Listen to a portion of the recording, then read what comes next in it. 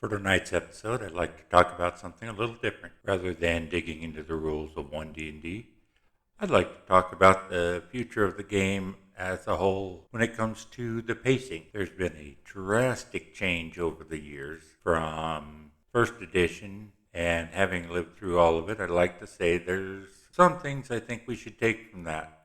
Number one, being that when your characters start, they should be young. It's their first adventure, they're not experienced, and in my opinion, by the time they end the campaign, they should be approaching middle age. Now, are your characters ever aging? Fifth edition characters tend to retire 6 weeks after their first adventure begins. This doesn't give them much time. I mean, I understand if the characters are like Bilbo and have a single adventure in their lifetime and this is it, and that is what they play. I prefer more involved characters. In the old days, in between levels, you had to find a trainer, you had to pay them, and it was expensive. If you didn't have that money, you had to continue adventuring without getting any money, or you had to continue adventuring without getting any experience. This led to, extended campaigns that often, characters adventuring for weeks so that they could afford to pay a trainer. And then after level 3 to 5, your first trainer wouldn't be able to train you anymore. And you had to find a new trainer. That was a quest in itself. And then you had to train for a number of weeks equal to your level before you could advance to the next level. There was no leveling in the dungeon.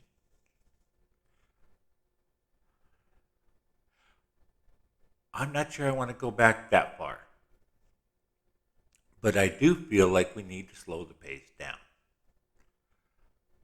Your characters should have a life outside of adventuring. When you go back to town and level up, how long is it before you leave? Days? Hours? Why don't you make it weeks, months, maybe a couple of years? Let your characters age. Let them grow up. What are they doing in their down? Give them a life. I've run characters that have guild memberships. They take what they make from adventuring to support their guild. They use it to build buildings, to run taverns, to support families. Yes, I have characters that have had families. As a matter of fact, the character that I am now playing on my Friday night game is the son of a marriage that one of my characters had, and now he is enrolled in Strixhaven. So this gives the other option. This gives a second option if you're looking for the Bilbo type character that has a one-shot adventure. Make your next one generational.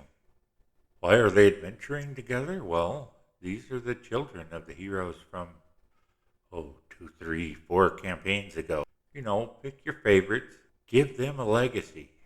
It really does build when you can say, hey, let me tell you a story about my dad, and it's a story you've played. Of course, I got to admit, since I'm playing a teenager, he's mostly embarrassed about the adventures that his father had, but every once in a while he does bring him up in a positive sense. Yes, what I'm saying is it's much more realistic. If your characters have something to do between adventures and actually take some time, that hour's research at the library, maybe that takes weeks. Let your characters have some time to live their life. All the bookworms are doing that. What's everybody else doing? Don't have to spend a lot of time on it. If they say we're carousing at the tavern, okay. No need to role play that. You're just carousing at the tavern. Of course, that could lead to the generational characters that we mentioned earlier. So look at your character's background. Look at their skills. And ask yourself, how are they making a living just day to day when they're not adventuring? What are they doing? try to bring this to life. Are they woodworking, smithing? Are they working together with the rest of the crew to start a business? I mean, some of the most fun I have ever had when I'm role playing is trying to start a business and using the funds that we gather to run it. Then you run into complications. It gives you a source, it gives you a sense of home beyond just your background, because your background is your background. But this is something that is shared by your characters. Something, you know, are you traders? Are you craftsmen? What is that? You've got some of each? Well, let the crafters do the building. Let the salesman do the trading and try to keep it profitable.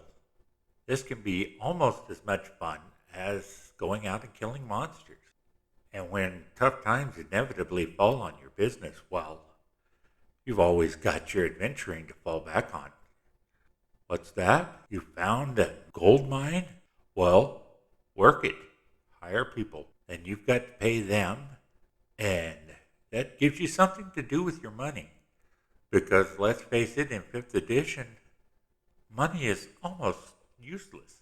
After 4th, 5th level, you can't buy anything you can actually use. So slow things down a little bit. Let your characters grow up, grow out, gain a personality, and work together as a group to make things go. Trust me, you'll appreciate it in the long run.